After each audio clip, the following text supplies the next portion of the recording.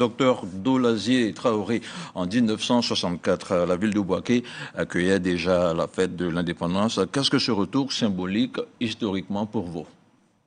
Oui, effectivement, vous dites bien retour symbolique parce que après 64 ans, oui, dans notre ancien président Félix Houphouët-Boigny avait bien voulu instaurer les fêtes tournantes.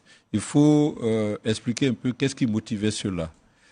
Au sortir des années 60, nous avons les indépendances et il était question de reconstruire les villes et les fêtes tournantes ont été instaurées de telle sorte que lorsque une ville était choisie pour accueillir les fêtes d'indépendance, l'État consacrait beaucoup de moyens tels qu'on vient de dire tout à l'heure, notamment des infrastructures, d'abord la route, les infrastructures, les équipements, les logements, les administrations. C'était un budget spécial de développement qui était consacré à cette ville. D'accord. Et de telle sorte que, en tournant, on pourrait dire du sud au nord, du nord à l'ouest, de l'ouest à l'est, ce qui permettrait aux grandes villes symboliques de bénéficier des grands projets de développement de l'époque. Donc c'était l'esprit. Mais sauf que cet esprit, à un certain moment, compte tenu de la crise, à partir des années 80, a été confronté à une crise, c'est ce qu'on appelle les agissements structurels.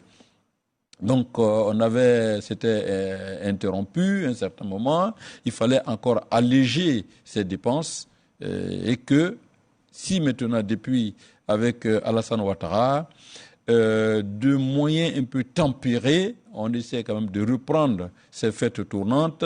On a vu l'année passée, c'était à Bassam, avant c'était à Yamoussoukro, c'était à Abidjan. Donc, si l'esprit des fêtes tournantes est toujours maintenu, c'est-à-dire de développer ce qu'on appelle les villes de l'intérieur, ben Dieu merci. Donc c'est en cela que, vous voyez que Bouaké, on ne peut pas assez dire, c'est que, vous voyez, le Bouaké, on pourrait dire ville balafrée, ville outragée, ville martyrisée, et ville brisée à un certain moment par les effets de la guerre, ce que nous savons qui sont des causes récentes.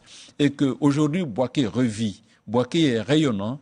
Donc, on ne peut dire vraiment que merci et surtout encourager tous les décideurs politiques, administratifs et coutumiers, de telle sorte que l'esprit des fêtes tournantes puisse faire bénéficier les 4 points cardinaux de la Côte d'Ivoire de ces grands projets de développement. Alors, je voudrais rappeler aux téléspectateurs qui nous regardent en ce moment que vous avez la possibilité de télécharger le QR code qui va s'afficher sur votre écran pour suivre le guide du défilé en temps réel.